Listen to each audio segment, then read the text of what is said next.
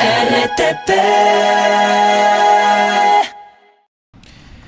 Siendo las 7:44 de la mañana, ya nos acompaña la abogada Rebeca Illescas, ex ministra y viceministra de Minas del Ecuador, y con ella vamos a hablar justamente del tema de la minería ilegal y también lo que anunció la ministra Inés Manzano el día de ayer, que es la suspensión de la minería en Napo y en otras plantas de beneficio minero, que son plantas que tratan el oro básicamente en Portobelo, en el cantón de Portobelo.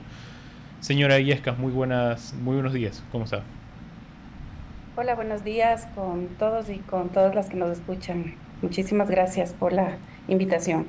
Empecemos un poco por el contexto, eh, para darle un poquito más de claridad a la ciudadanía. ¿Qué fue lo que se anuncia el día de ayer por parte del gobierno y cómo afecta esta suspensión de actividades mineras en estos sectores?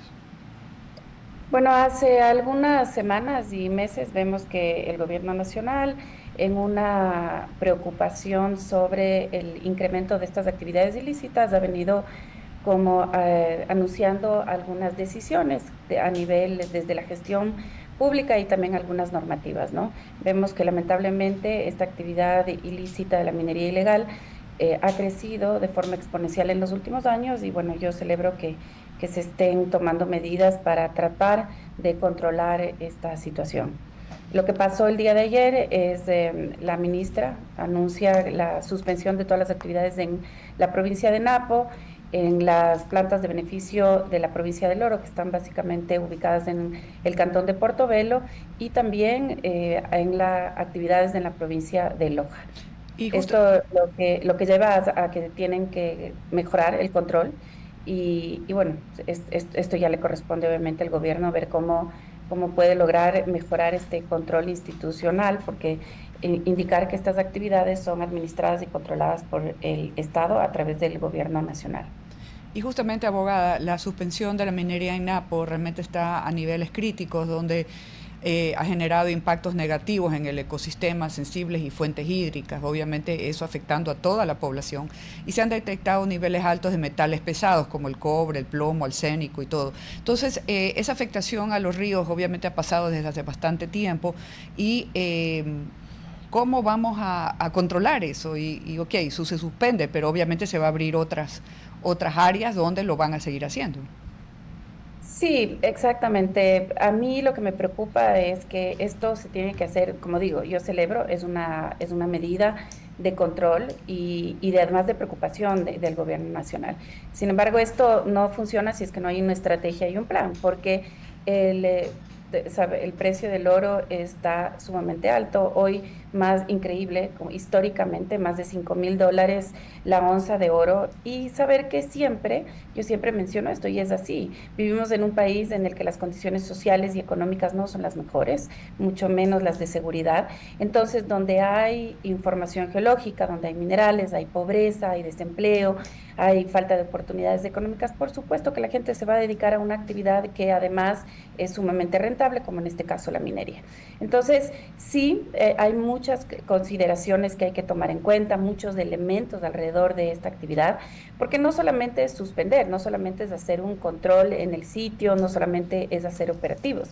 Esto también, para que funcione, tiene que pasar muchísimas, hay que actuar de distintos frentes. Ver dónde está el financiamiento de estas operaciones, porque también a mí, yo oigo muchísimo que la gente pide que se hagan operativos, que se metan presos, que cuánta gente está presa por estas actividades, o en general por los ilícitos. Pero el problema ni empieza ni termina en meter preso a una persona que posiblemente es del trabajador, de quien financia esta cadena delictiva. Entonces ahí tienen que actuar también inteligencia, hay que ver, como menciono, ¿no? ¿Quién financia estas actividades? ¿Cómo se exportan? Además, la minería es mucho más compleja de controlar porque se hace en zonas aisladas, no se hace en zonas que se pueden acceder fácilmente. Entonces, es muy difícil el control. Como menciona también, es minería aluvial, esto Ujú. significa que es de río. Entonces, el control no es fácil y por supuesto no sirve de nada que se haga un operativo, se da la vuelta a Fuerzas Armadas y vuelven a ingresar. Eso está clarísimo, esa es la historia, eso es lo que sabemos. Entonces, hay que preguntar ahora, bueno, que se toman estas medidas que son importantes, pero ¿qué va a pasar? ¿Cuál es el plan? Y ahora, ¿cómo van a controlar? Y también hay que mencionar que no todo el mundo es delincuente, no todas las personas que hacen minería son ilegales. Hay mineros artesanales, hay pequeña minería importante. Y también mencionar que la mejor forma de cuidar el territorio es también permitiendo una minería controlada, una minería legal. Y eso es el mejor plan que puede tener el Estado.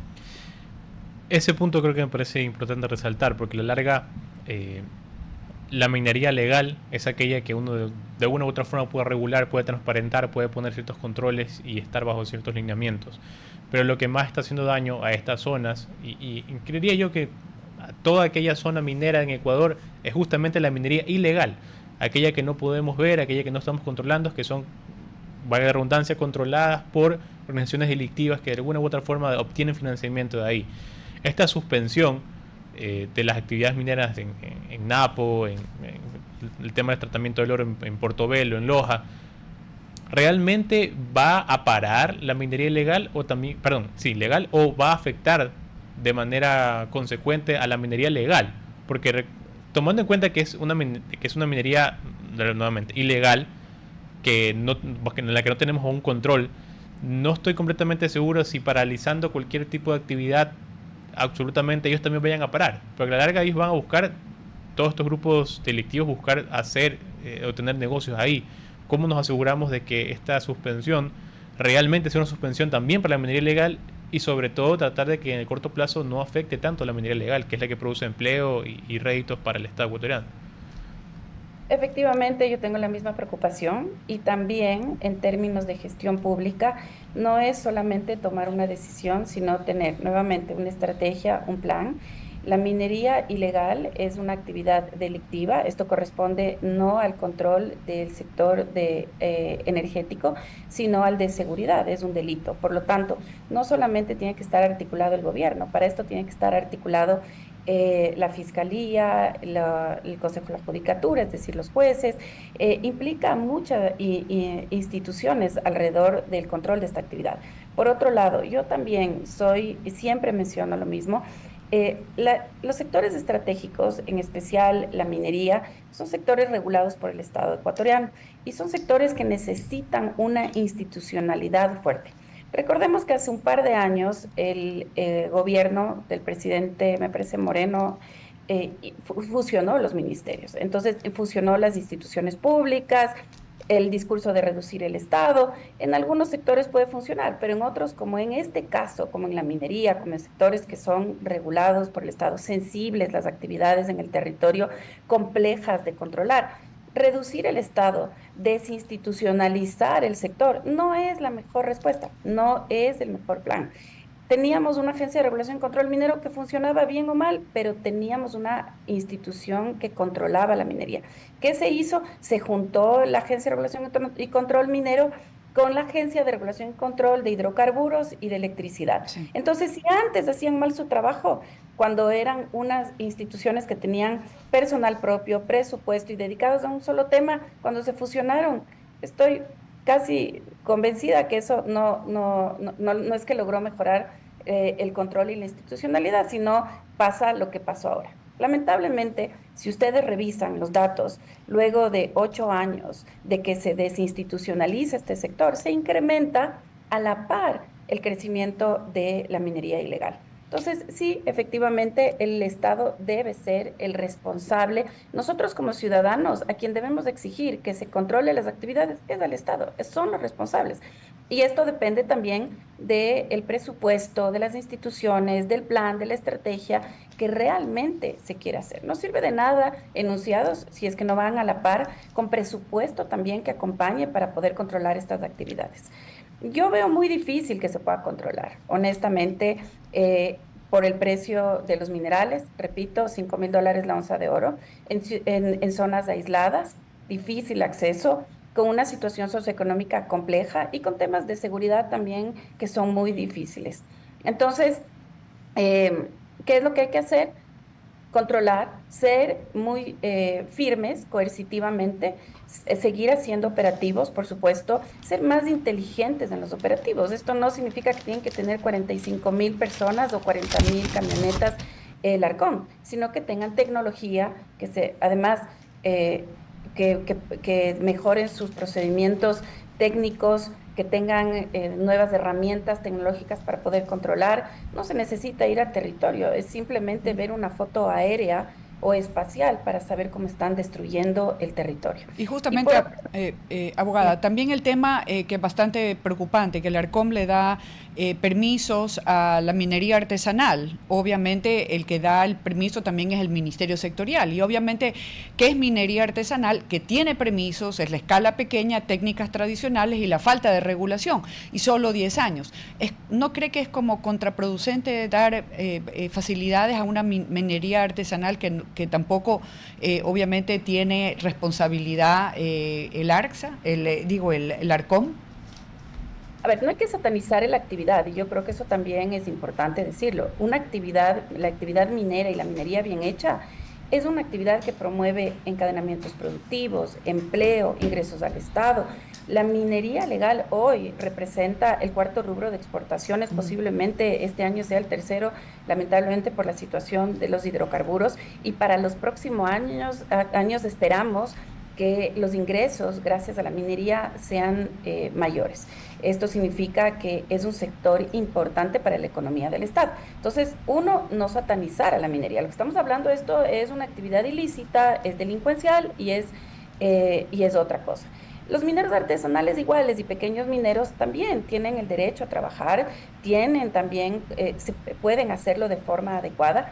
Lamentablemente en el Ecuador, desde los últimos años, como indico, hay una confusión, un caos, un descontrol absolutamente de todo.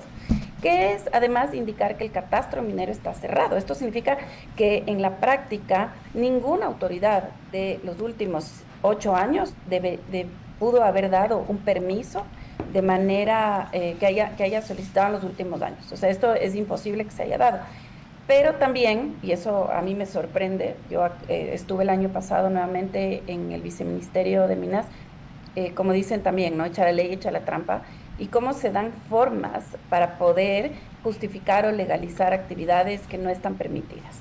No es un permiso a los mineros artesanales, pero hay una figura legal en la ley de minería, que es un contrato de operación, que se da excepcionalmente, que se permite un concesionario con la autorización del Estado que pueda operar en esa área. Pero esta excepcionalidad se ha vuelto una regla y se ha vuelto además un mecanismo de manipulación y de descontrol de la minería artesanal. Entonces, eso sí se debe parar y eso es en lo que debe trabajar el Estado. Muchas gracias, abogada. Una gran mañana para usted. A ustedes, un buen día. Gracias. RTP